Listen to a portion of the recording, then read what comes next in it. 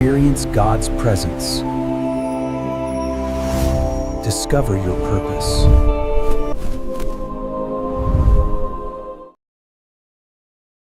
Haleluya, haleluya. Bwana asifiwe, wasikilizaji wenzangu. Mimi naitwa Bishop Terry Muchemi, na jina lingine watu wananijua ni Teresia hapa Amerikeni, lakini unapoenda Kenya ni sababu nimekuwa mmoja katika watu ya kufanya kazi kwa serikali. Jina lajulikana sana ni Terry Muchemi. Nimekuwa kwa huduma hii mahali hapa, na Mungu amenileta hapa wakati kama huu, na hiyo ndio injili naenda kukuletea siku ya leo, msikizaji wangu. Wakati kama huu nataka kunena jambo moja, ya kwamba majira kama haya Mungu amekusudia kutuleta hapa mimi na wewe, akitaka kututengeneza dipoza tukaweza kumfanyia kazi tukiwa wakamilifu ndani ya ulimwengu wa kiroho.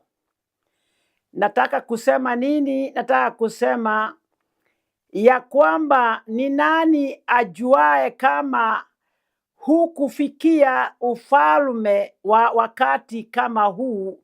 Neno hilo limeandikwa katika kitabu cha Esteri 4 mstari wa 14, na inalenga mambo ambayo ilikuwa ni msichana aliyekuwa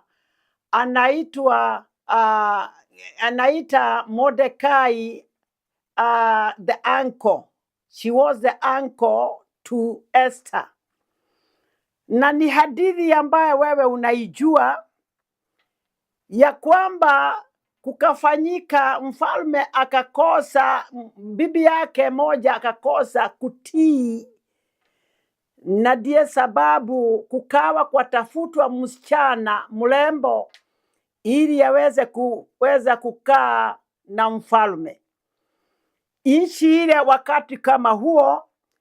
Na kwa hivyo ikafikia wakati Esteri akaweza kuwa ni mmoja katika wale walishaguliwa.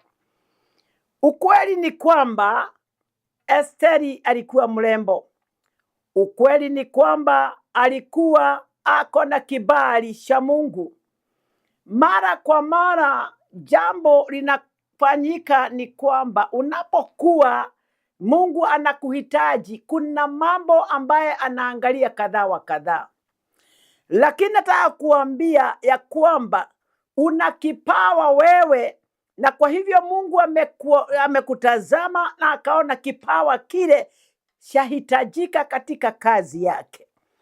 Anakuangalia katika nafasi ambaye wewe uko, na akaona ya kwamba atakutumia, na kwa hivyo akakuita, akakutoa. Na nataka kusema tu, si kwa bahati, la hasha, ni sababu ya kibali ya Mwenyezi Mungu. Bwana asifiwe. Katika changamoto ya wakati huu, Mungu anaweza kuwa anakuita mahali uliko. Anaweza kukuita ukiwa mwimbaji, anaweza kukuita ukiwa muombezi. Wakati kama huu ambayo tumeingia msimu wa revival, na wakati kama huu Mungu anaangalia ni nani atakaye muandaa ili akaweza kupeleka sauti yake. Na kwa hivyo mimi hapa nasema ya kwamba Mungu ndio alinichagua. Wacha nikuambie alinitoa wapi, shimo gani aliyenitoa mimi. Mimi nilikuwa mmoja katika wale wakubwa, wale walikuwa katika kikosi ya polisi. Na hiyo ni kikosi ambaye hungetazamia ya kwamba Mungu angenitazama na kunichagua katikati ya watu, maana tulikuwa tuaonekana kana kwamba we are the rejected team. Na kwa hivyo Watu unapoambia wewe umeokoka, mwanzo swali wanaulizanga, je, ni kweli Mungu anaweza kuokoa maaskari? Lakini mimi niko hapa sasa tangia niokoke mwaka wa 1976. Wakati ule aliniokoa kulikuwa ni wakati kama huu, wakati kulikuwa na revival kubwa. Mahali ilikuwa kanisa lote ulimwengu kote ilikuwa katika ufufio, na moto wa Mungu ulikuwa unawaka kila mahali, na ndio Mungu akanitoa kwa ile shimo mahali liko. Kwa nini? Ni sababu alikusudia kunitumia mimi. Basi aliponiona nilikuwa sijiwezi, nikawa mimi ni mlevi, nikawa mambo ni mengi, na kwa hivyo alikusudia ya kwamba atanitengeneza. Amenitengeneza na mpaka nikafika kiwango ya kuwa bishop. Maana wakati kama huu naongea na wewe, tayari mimi ni overseer ama muangalizi wa kazi ya Mungu ya makanisa kadhaa katika Kenya and outside Kenya. Na sio hivyo tu, aliniambia nijitayarishe kuja Amerikani, na hii sauti ya Mungu iliniambia kwenda ambia watu wangu, na niko hapa miaka 5. Ile mwaka nilikuja nikiwa nimetumwa na Mungu ninene neno ambaye ya uvuvio ambaye utakuwemo. Miaka 5 sasa, unaweza fikiria ni wakati gani? Ilikuwa ni 2017 ama 2019 there. Na kwa hivyo nikasema katika Mathayo 24, kwenda ambia watu yangu wajitayarishe, ni sababu ufufio waja. Wakati nilikuwa ninapewa ile ujumbe sigeuelewa, na hata wale watu nilikuwa naambia hawangeamini wakati ule. Lakini sasa ona mambo vile ilivyo. Tayari wakati kama huo, wakati ule sasa, saa hii umewadhia, ni sababu saa hizi tuko wakati ambaye Mungu anataka kila mmoja wetu ainuke, maana Mungu ameleta ufufio na tayari ushafika. Kanisa la Mungu lazima litimie. Neno lile ambaye nasema habari yake katika Esteri ni kwa sababu gani? Neno hili litokea ni sababu Esteri akiwa ndani ya ikulu alikuwa karibu atosheke kile ambaye alikuwa anaona mahali alikuwa. Na kwa hivyo basi wakashangaa, Mordekai na watu wake wakashangaa, wakamwambia, sijui wewe unafikiriaje ukiwa ndani kule, maana usipochukua nafasi yako wewe na sisi tutaangamia equally the same. Na kwa hivyo basi akasikia maneno yale, hata ingawa alikuwa bado anataka kukataa. Na kwa hivyo akasema, basi kama namna hiyo, enendeni mkafunge na kuomba, maana tutaweza kuomba kwa siku 3 ili Mungu aweze kutujibu. Na akasema, nitasimama. Mimi nitasimama, nanyi nje msimame. Kusimama gani? Jambo la kwanza ni kusimama kwa utakatifu. Na kwa hivyo akawaeleza, wacheni kula na kunywa siku 3, na hivyo ikatendeka. Na kwa hivyo wakaingia maombi, na kama familia nje na ndani wakaanza kuomba. Na kwa hivyo muda usiyekuwa mchache mambo yakatendeka. Alikuwa anasema, nitafanya hivyo kwa sababu gani? Kama nitaumia na washa niumie. Nataka kusema nini? Mungu amekuita wakati kama huu, you position yourself for his purpose. Wakati huu ufufio umeingia, moto wa Roho Mtakatifu umeingia. Mungu tu anataka mtu mmoja tu atakaye simama, ili asimame kama Esteri katika nchi ya Israel. Na kwa hivyo mimi kwangu nimejitolea ya kwamba kwa niaba ya kanisa la Mungu nitajitolea kukaa ndani ya maombi, kukaa nikitubu kwa niaba ya watu wote, sababu lazima Mungu atende jambo. Bwana asifiwe. Na wakati waliomba, God brought an answer. Nataka kusema nini? Kanisa kama tutajitolea kufanya kama vile walifanya, Mungu ni lazima atalete mabadiliko. Lazima yule moto itatenda kazi. Nataka kusema nini? God is strategically placing people, mimi na wewe, mahali uliko, kazini mwako, mahali ya leadership, mahali unaongoza, in the work of the ministry, mahali ulieko katika kazi hii ambayo tunafanya hapa Marekani, na kusimama kwa niaba ya familia yako, ili tukaweza kusimama pamoja na kuomba. Maana Mungu ametuweka mahali kama sasa, wakati kama huu, tuweze kulilia watu wake, ili Mungu aweze kutupatia the mercy, his mercies which endures forever. Amen. Na nataka kusema nini? I'm warning the church today, tuweze kutoka from the comfort zone. Esteri alikuwa karibu kuingia katika comfort akiwa kwa ikulu. Sijui wewe uko wapi na uko karibu kuingia katika comfort. Na kusihi mwana wa Mungu uweze kutoka mahali pale, ili usimame kwa niaba ya kanisa la Mungu. A time like this one, wakati kama huu, nataka kusema itamchukua mtu courageous.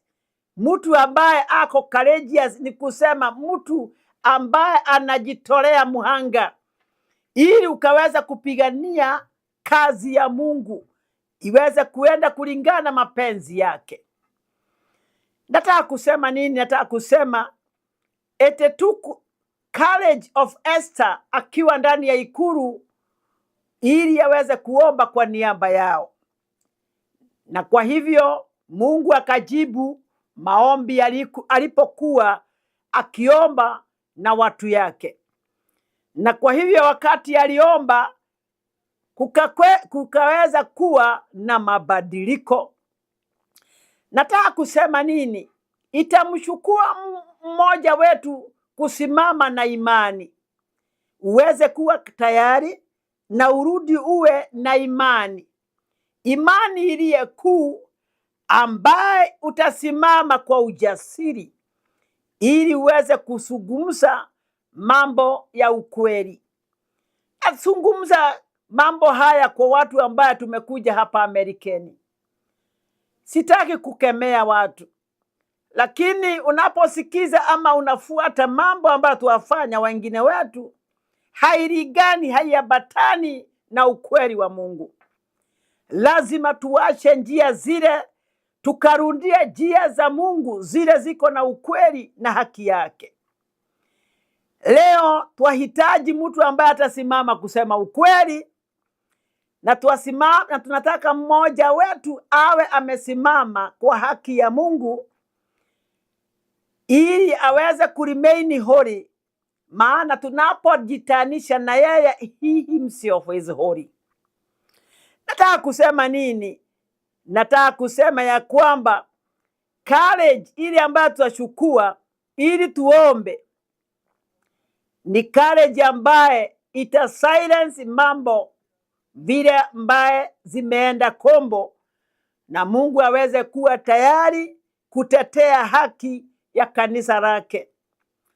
Nataka kusema ya kwamba inamkarimu mmoja wetu kusimama with the true worship, tuweze kuworship God, tuweze kumwabudu Mungu kama Mungu.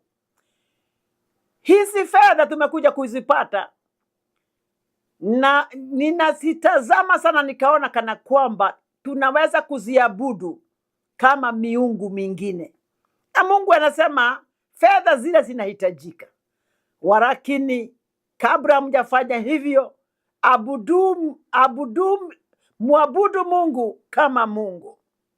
Kuwa na nafasi ya maombi, kuwa na nafasi ya kulilia Mwenyezi Mungu, naye Mungu atafanya kazi. A time like this one, ama wakati kama huu, nyakati kama hii, inahitaji watu ambao watasimama kwa maombi tu, na si maombi tu, ni maombi ya kufunga. Yesu akawaeleza wanafunzi wake kwa mambo kama haya inahitaji maombi ya kufunga. Sijui mwanangu, mwana wa Mungu, mteule wa Mungu, mfuasi wa Mungu, sijui wewe umepata siku hata moja katikati ya siku 7 kuomba ukiwa mafunga. Chakula ni kingi katika mahali friji unaiona, lakini unaikataa tu. Ni sababu ya wema wa Mwenyezi Mungu. Wakati kama huu Mungu anaangalia watu kama wale. Sababu gani? Ni sababu God is preparing his people, watu yake, wakati kama huu for a divine assignment. Na kwa hivyo lazima atamaliza na sisi, atutengeneze jinsi alivyotengeneza watu kama Danieli. Danieli akasema chakula ni kingi ndio, lakini nimechagua kutokula nyama, nimechagua kutofanya hiki na kile ambaye inanipendeza roho yangu, ndiposa nikakula mboga peke yake na nikaweza kuishi.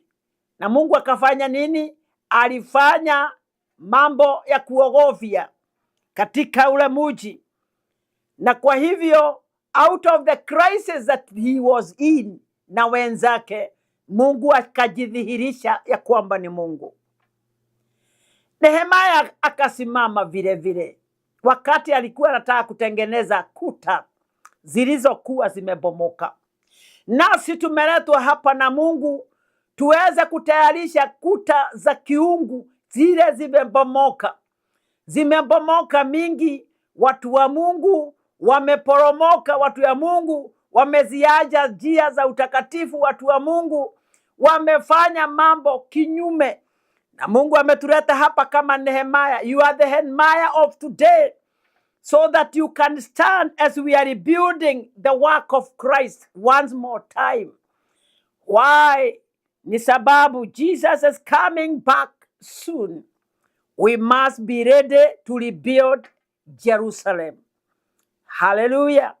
Nataka kusema ya kwamba kama vile Yesu Kristo mwenyewe kabla hajafanya jambo lolote lile, akasema hataanza the work of the ministry until when he shall go and begin with prayers.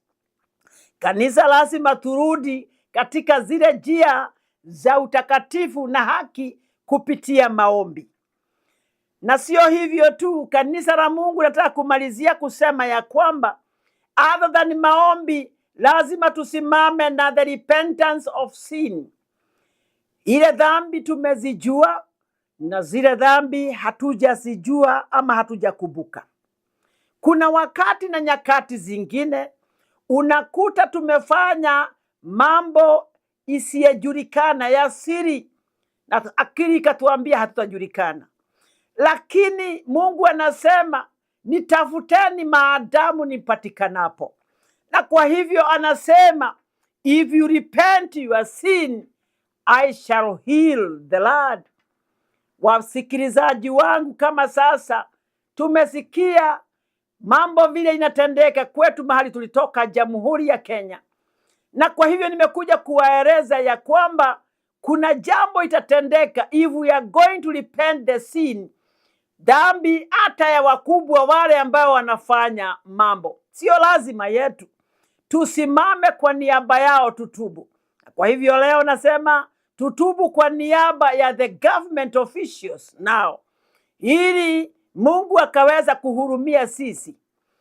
The book of 2 Chronicles 7:14 nasema, kama wale watu wangu nimewaita kwa jina langu watasimama na wawache mambo ambayo wanafanya maovu na watubu, mimi nitasikia nikiwa mbinguni, and I shall heal the land. Nitaponya nchi yao, nitaponya mali yao, nitaponya watoto wao, nitaponya ndoa zao na kadhalika na kadhalika.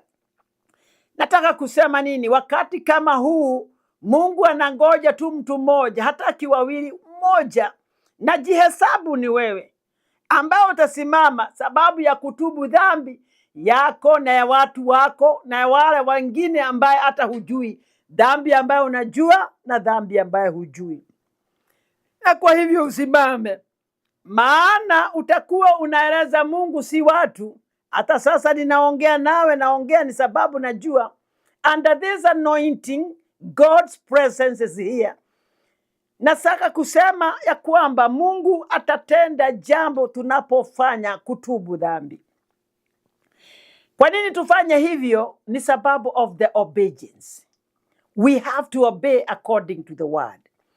Because of what? Obedience is better than sacrifice. Wapendwa, hatuwezi kukaa tukilalamika wakati wote. Hatufai kukaa tukiambia watu hiki na kile. Hapana, la hasha. Tutasimama ili Mungu aonekane hata makanisani mwetu. Esther obeyed, na kwa hivyo mambo akaleta mabadiliko. Yale mambo ambayo alikuwa naelezwa ikatendeka.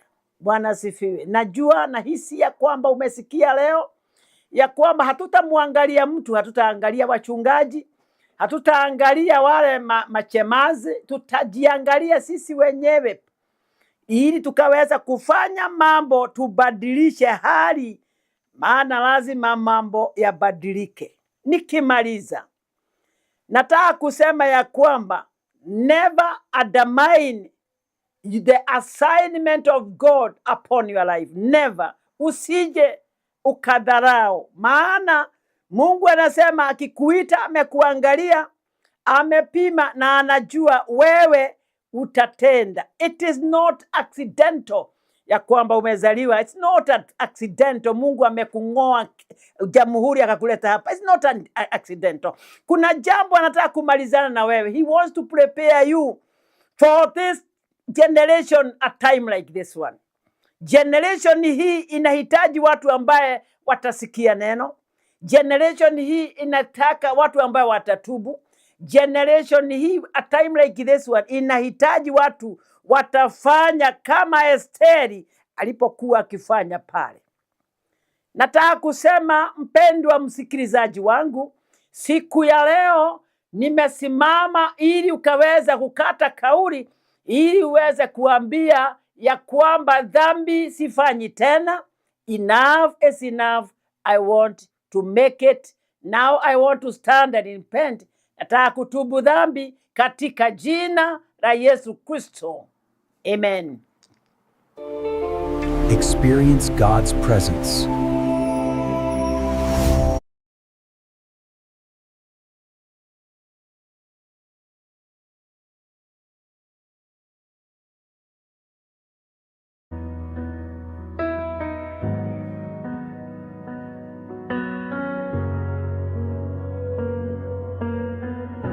Here in the still